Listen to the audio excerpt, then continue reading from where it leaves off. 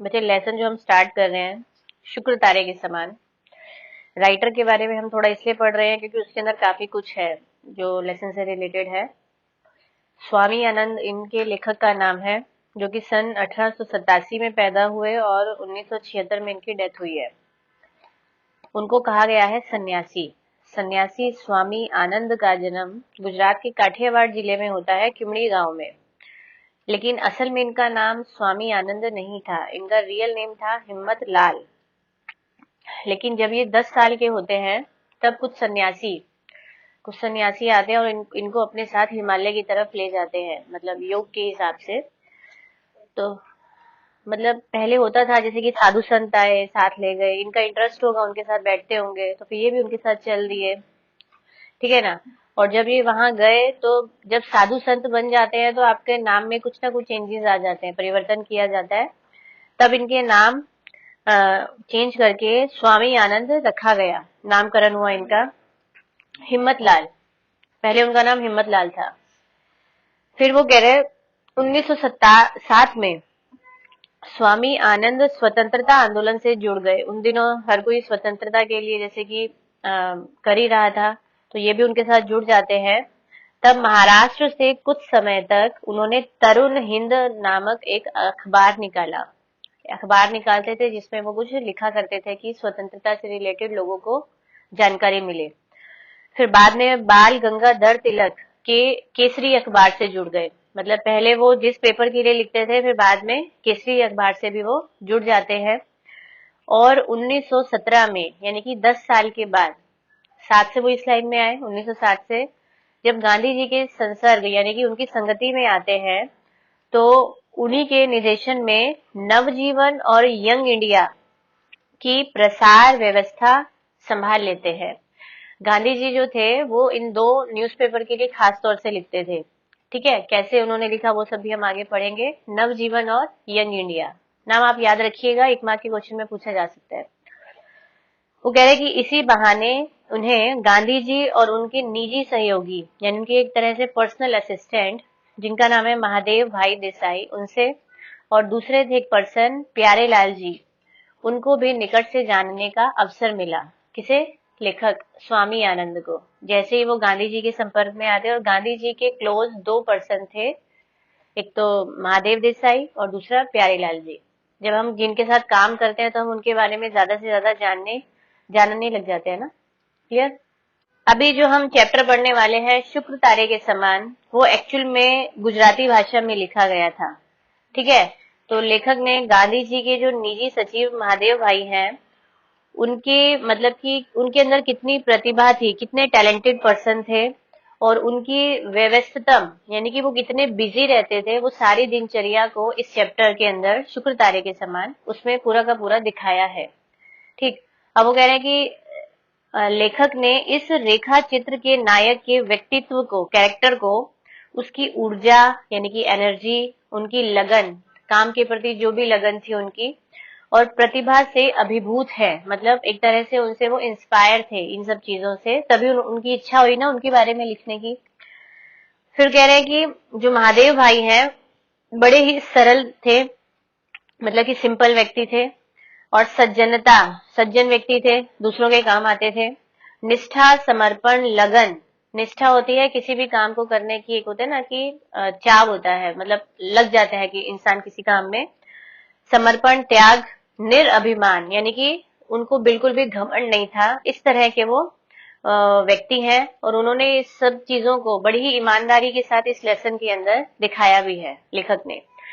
और इनकी लेखनी महादेव के व्यक्तित्व का ऐसा चित्र खींचने में सफल रही है, यानी कि जब हम चैप्टर पढ़ेंगे ना, उन्होंने इतने अच्छे ढंग से उनकी कहानी को बताया है कि जो पाठक है, पढ़ने वाला भी महादेव भाई से भाई के ऊपर अभिमान हो आता है, यानी कि उनको भी बड़ा अच्छा लगता है कि भी क्या पर्सन थे, बहुत अच्छे पर्सन थे। अब वो कह रहे हैं कि लेखक के अनुसार कोई भी महान व्यक्ति महानतम कार्य तभी कर सकता है, यानी कि आज कोई बड़ा बंदा है, वो सब बड़े बड़े काम तभी कर पाता है ना कि जब उसके पीछे उसको सपोर्ट भी मिलता है, उसके दूसरे छोटे मोटे काम को संभालने वाला कोई पर्सन भी होता है।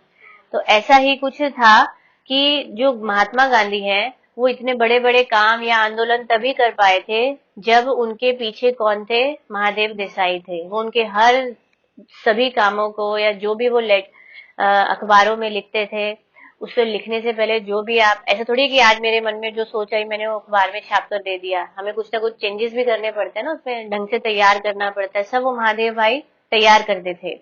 ठीक है, तो वो कह रहे हैं कि जितनी भी उनकी लाइफ में दूसरी भी जो भी चिंताएं होती हैं काम के प्रति, अगर वो कोई दूसरा पर्सन संभाल लेता है तो वो अपने कार्य को अच्छे ढंग से पेश कर पाता है। ऐसा ही महात्मा गांधी के साथ हुआ। तो उनको एक बहुत अच्छा मिला हुआ था पर्सन, महादेव देसाई, और उनके जाने के बाद उन्हें एक दूसरा कौन थे, वो प्यारे लाल जी, जो उनकी सब कमान को संभाले हुए थे। ठीक है, कोई डाउट है यहाँ तक किसी को?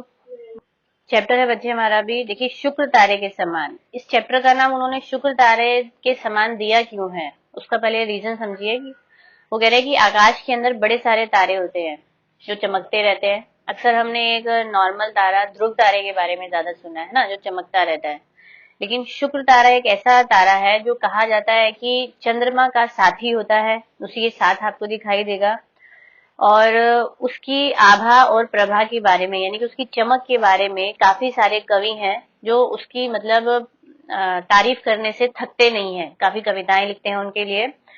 फिर भी वो कह रहे हैं कि जितने भी नक्षत्र मंडल में, जो भी तारा मंडल है हमारा, उसके अंदर कलगी रूप में, कलगी का मतलब क्या होता है, आज मोर के ऊपर वो जो चार ऐसे लगे होते हैं ना पंख टाइप में, उसको कलगी कहा जाता है। और कलगी का मतलब एक्चुअली होता है एक तरह से मुकुट। ठीक, तो यहाँ पर वो यही कह रहे हैं कि ऐसे तो बहुत सारे तारे हैं जो चमक रहे हैं, लेकिन ये कलगी के रूप में थे, यानी कि उन सब तारों के ये क्या थे, एक तरह से मुकुट थे, यानी कि टॉप पर थे, जो हमको ऐसे कभी भी दिखाई नहीं देता। वो हमको एग्जैक्टली एंड शाम के समय में दिखाई देता है, या फिर सवेरे घंटे 2 घंटे के लिए दिखाई देता है। ठीक है, इससे ज्यादा हम उसको नहीं देख पाते हैं, यानी कि पूरा समय वो आकाश में नहीं दिखाई देगा। तो इसी तरह से उन्होंने, महादेव जी भी जो है, उनका जो रियल लाइफ में कैरेक्टर है वो कैसा था, वो आधुनिक भारत की स्वतंत्रता, आधुनिक भारत यानी कि भारत जब मॉडर्न होना शुरू हुआ, देश की आजादी के लिए उन्होंने कदम उठाना शुरू किया, तो उस समय वो उसके अंदर मतलब उन लोगों के साथ जुड़े। ठीक है, और अपनी आभा से उन्होंने हमारे आकाश को जगमगाया। और उन्होंने कैसे जगमगाया, उन्होंने सब लेख लिखे, वो सब बातों से हमें जगमग किया, रोशन किया, और संसार को रोशन करके, मतलब कि दुनिया भर को अपने लेखों से मुग्ध करके, ठीक है, फिर बाद में वो शुक्र तारे की तरह अचानक से अस्त हो गए। यानी कि जैसे शुक्र तारा जो होता है कुछ समय के लिए आता है, तो महादेव देसाई जो है, इनकी उम्र भी बहुत कम थी, इनकी जल्दी ही डेथ हो गई थी, ये जल्दी ही अस्त हो गए। ठीक, अब वो कह रहे हैं कि सेवा धर्म का पालन करने के लिए, लोगों की सेवा करने के लिए ये धरती के ऊपर जन्म लिया था इन्होंने। और ये गांधी जी के मंत्री भी थे, बहुत बड़े सहयोगी थे उनके, एक तरह से कह लीजिए राइट हैंड थे इनके। और जब भी अपने दोस्तों के बीच में, मित्रों के बीच में जब ये विनोद करते समय, विनोद यानी कि हंसी मजाक होता था, तब ये अपने आप को गांधी जी का हमाल, हमाल का मतलब एक तरह से कुली को कहते हैं, ठीक, बोझा ढोने वाला, तो अपने आप को हमाल कहने में हिचकिचाते नहीं थे, इन्हें कोई शर्म नहीं आती थी, तो वो परिचय ही अपना वैसा देते थे। दूसरा वो कहते थे कि ये उनके पीर, बावर्ची, भिश्ती, खर, पीर मतलब होता है महात्मा, ठीक, और बावर्ची यानी कि खाना बनाने वाला, और भिश्ती मीन्स होता है पानी भरने वाला, और खर मतलब गधा। तो ये अपने आप को गांधी जी का ये कहते थे कि मैं उनके लिए ये हूँ, ठीक, क्योंकि वो एक तरह से अपने आप को उनका नौकर समझते थे, वो उनके लिए कुछ भी कर सकते हैं। ठीक, तो वो इस चीज को कहने में अपने आप का गौरव अनुभव करते थे, उनको अच्छा लगता था। क्लियर? अब वो कह रहे हैं कि गांधी जी भी उनको अपने किसी पुत्र से कम नहीं समझते थे, अपना बच्चा समझते थे। जब सन 1917 में वो गांधी जी के संपर्क में आते हैं फर्स्ट टाइम, तभी गांधी जी उनको पहचान लेते हैं कि मतलब कि कहाँ तक, मतलब कि कैसे पर्सन है ये, वो कहाँ है ना, तो उनको तभी पहचान लेते हैं, और ये तभी उनको अपना उत्तराधिकारी पद सौंप देते हैं। उत्तराधिकारी पद किसे दिया जाता है, भाई मेरे बाद जो भी काम होगा वो इन्होंने संभालना है। ठीक, तो अब उत्तराधिकारी एक तरह से हम, एक पिता अपने पुत्र को देता है, ठीक है ना। तो जब 1919 में जलियांवाला बाग हत्याकांड का मामला हुआ था, तो उन दिनों पंजाब जाते समय गांधी जी को पलवल स्टेशन के ऊपर गिरफ्तार कर लिया था अंग्रेजों ने। तो गांधी जी ने उसी समय महादेव देसाई को अपना वारिस कह दिया था, अभी अब मैं जा रहा हूं, मेरे बाद जो भी जिम्मेवारी होगी वो महादेव संभालेंगे। और 1929 में महादेव भाई आ सेतु हिमाचल और देश के चारों कोनों में, यानी कि हर जगह सब तरफ उनका भी इतना बोलबाला हो गया था, सब उनको जानने पहचानने लग गए थे। पूरे समूचे विश्व में, मतलब पूरे समूचे देश के वो दुलारे बन चुके थे, क्योंकि उनका लिखने का जो तरीका है ना, उनके अंदर सबसे अच्छी क्वालिटी थी लिखने की। वो हम आगे पढ़ेंगे ही, आपको समझ में आ जाएगा। फिर है उन्हीं दिनों जब पंजाब में, क्योंकि जलियांवाला बाग की बात हमने की है, तो पंजाब में फौजी शासन के कारण जो कहर बरसा रहे थे लोगों के ऊपर, अब उसके बारे में पूरे देश के अंदर बताना तो था ना कि पंजाब के ऊपर कितना कहर अंग्रेजी शासन बरसा रही है। लोगों के ऊपर जितने भी जुल्म हो रहे थे पंजाब में लोगों के ऊपर, तो उन सब का रोज ब्यौरा जो है वो न्यूज़पेपर में लिखा जाता था, ताकि लोग उसको पढ़ें, अलर्ट हो और वो अंग्रेजी शासन के विरुद्ध अपने कदम उठाए। लोगों को समझाने के लिए वो ये सब करते थे ना। तो ज्यादातर नेताओं को गिरफ्तार कर लिया था, और इवन की गिरफ्तार करने के बाद उनको जन्म कैद की, यानी कि उम्र कैद की भी सजा दी गई। किसी किसी को तो काला पानी तक भेज दिया था। काला पानी समझते हो ना, कहाँ है अभी? अभी तो अंडमान में है, और वो ऐसा है पानी के बीचों बीच बनाई गई जेल है कि इंसान वहां से भाग भी नहीं सकता है कहीं, है ना।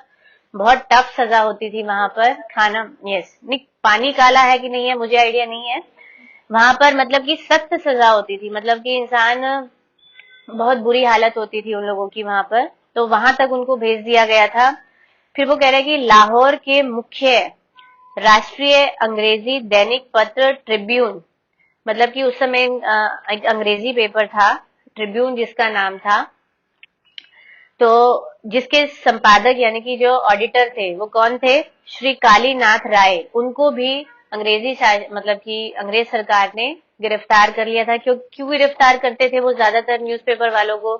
क्योंकि न्यूज़पेपर वाले क्या थे, इनके खिलाफ पेपर में लिखते थे और फिर लोग भड़क जाते थे, उनको लगता था लोग इनके उसमें आ जाएंगे, बस में आ जाएंगे। इसीलिए वो ज्यादातर चाहते थे कि पेपर बंद रहे, लोगों को खबर ही ना पहुंचे। तो कालीनाथ राय जी को भी 10 साल की उन्होंने जेल की सजा सुना दी।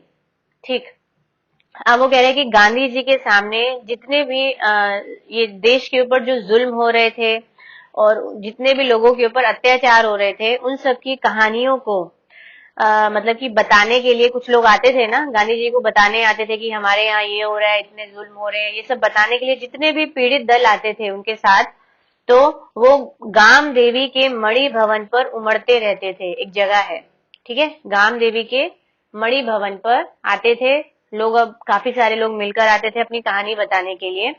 तब महादेव जो थे वो उन सबकी बातों को सुनते थे भी क्या उनके साथ हो रहा है क्या, और फिर उसकी एक संक्षिप्त टिप्पणी को तैयार करते थे। मीन्स अब कहानी तो सामने वाला अपनी प्रॉब्लम्स बहुत लंबा लंबा बताएगा, कोई एक बंदा आधा घंटा भी ले लेगा, तो गांधी जी हर बंदे को इतना समय नहीं दे सकते थे, इसीलिए वो उसकी संक्षिप्त टिप्पणी बनाते थे और वो गांधी जी को के आगे रख देते थे सुनाने के लिए।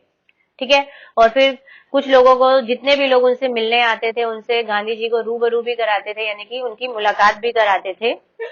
गांधी जी बंबई के, जिसको आज हम मुंबई कहते हैं, बंबई के मुख्य राष्ट्रीय अंग्रेजी दैनिक बॉम्बे कार्निकल में इन सभी विषयों पर लेख लिखते थे। यानी कि जितने भी लोग आते थे ना उनकी जुल्म की कहानियां सुनाने के लिए, तो वो उसकी जो संक्षिप्त टिप्पणी तैयार की जाती थी, वो सभी लेख जो थे वो इस पेपर में बॉम्बे कार्निकल में लिखा जाता था। और कार्निकल में हमेशा जगह की तंगी बनी रहती थी। मीन्स पेपर में मतलब ऐसा नहीं होता था कि जगह ही जगह तुम जितना मर्जी छाप लो, हमेशा लिमिटेड ही आपको एरिया मिलता था, क्योंकि काफी लोग उसके अंदर लिखा करते थे। ठीक है, अभी बच्चे हमने जो पेपर के बारे में पढ़ा, बॉम्बे कार्निकल, ये डेली छपने वाला पेपर था, दैनिक छपता था। लेकिन अब जो आएंगे कि वो बोल रहे हैं कि कुछ ही दिनों में कार्निकल के जो निडर अंग्रेज संपादक थे, ऑडिटर जो थे, उसको जो लिखते थे मेन, तो सरकार ने उनको देश निकाले की सजा दे दी। मतलब कि उनको भारत देश से बाहर निकाल दिया और इंग्लैंड में भेज दिया था, वो वापस नहीं आ सकते थे। तो उन दिनों बंबई के 3 नए नेता और थे, जिनका नाम है शंकरलाल बैंकर, उमर सोबानी और जमुना दास द्वारका दास। और इनमें अंतिम श्रीमती बेसेंट के अनुयायी थे, यानी कि जो भी वहां नेता होगी वो उसको के फॉलोअर थे।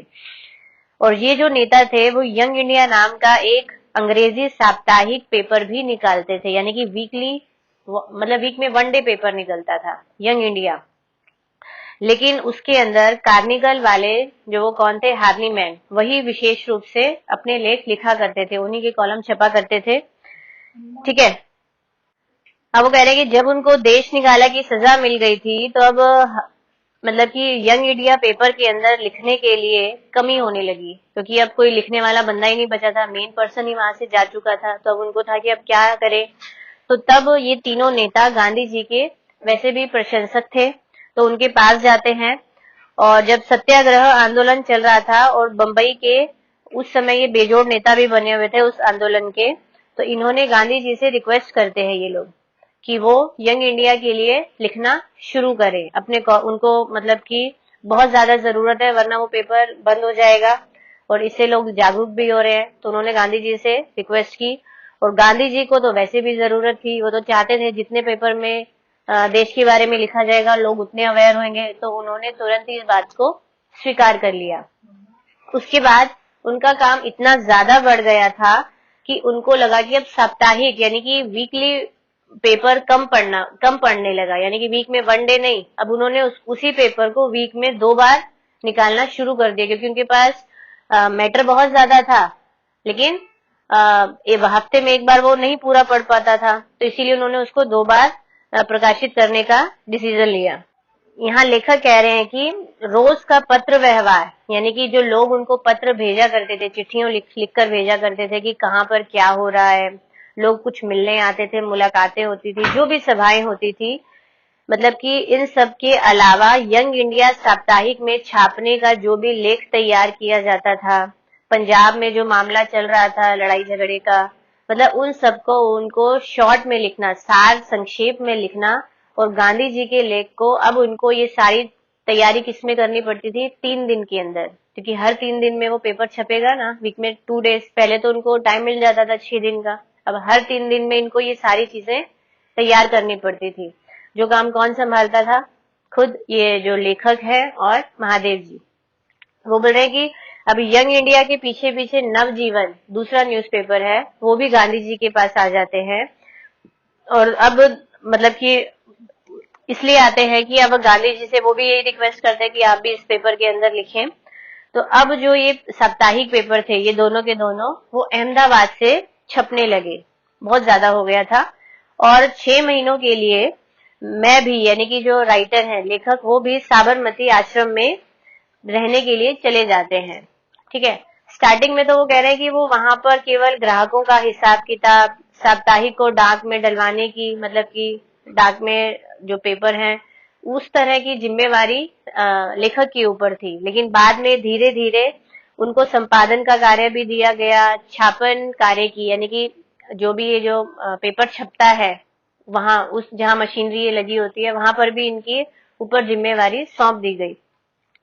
अब गांधी जी और महादेव जी जो थे वो सारा समय वो तो घूमते ही रहते थे, कभी कोई आंदोलन के चक्कर में, कोई सभा है, कभी लोगों से मुलाकात करनी है, तो वो जहां पर भी जाते थे वहां जितने भी उनके काम होते थे उन सब कार्यक्रमों की जो इतनी भीड़ होती थी, फिर भी समय निकाल करके जो महादेव जो थे वो इनके लिए स्पेशल लेख लिखते और इन तक पहुंचाते थे। ठीक है। दिनचर्या तो बहुत बिजी होता था ना, सबसे मिलना है, सब करना है, फिर वहां लिखना, फिर यहाँ भिजवाना भी, ये सब काम महादेव जी करते थे। और सभी प्रांतों में वो कह रहे हैं कि जितने भी उग्र नेता थे, उग्र यानी कि क्रांतिकारी नेता, ठीक है, कुछ होते थे ना हिंसावादी भी थे, अहिंसावादी भी थे, दोनों ही नेता चल रहे थे, तो जो भी हमारे देश में या विदेश में जितने भी ऊंचे धुरंधर नेता थे सब गांधी जी को लेटर लिखकर भेजते थे कि क्या क्या देश में चल रहा है। और सभी कॉलम स्पेशली यंग इंडिया के अंदर और नवजीवन, उनमें उनकी चर्चा किया करते थे कि हमारे देश भर में कहाँ पर कितना प्रोग्रेस हो रही है। ठीक है। यंग इंडिया में उसके बारे में लिखा जाता था। अब वो कह रहे हैं कि महादेव जो थे वो गांधी जी की यात्राओं के और प्रतिदिन की उनकी गतिविधियों के साप्ताहिक विवरण भेजा करते थे, यानी कि पूरे हफ्ते का एक ब्यौरा तैयार कर लेते थे कि गांधी जी ने इस हफ्ते भर में क्या क्या किया। ठीक है, डेली तो भेजना पॉसिबल नहीं था ना, जो जो मीटिंग्स हुई या कहाँ उन्होंने आंदोलन किया वो सब की जिम्मेवारी महादेव के ऊपर थी। वो पूरा एक साप्ताहिक एक ब्यौरा तैयार करते और फिर वो यहाँ स्वामी आनंद को भेज देते और फिर वो उसको न्यूज़पेपर में छापा करते थे। ठीक है,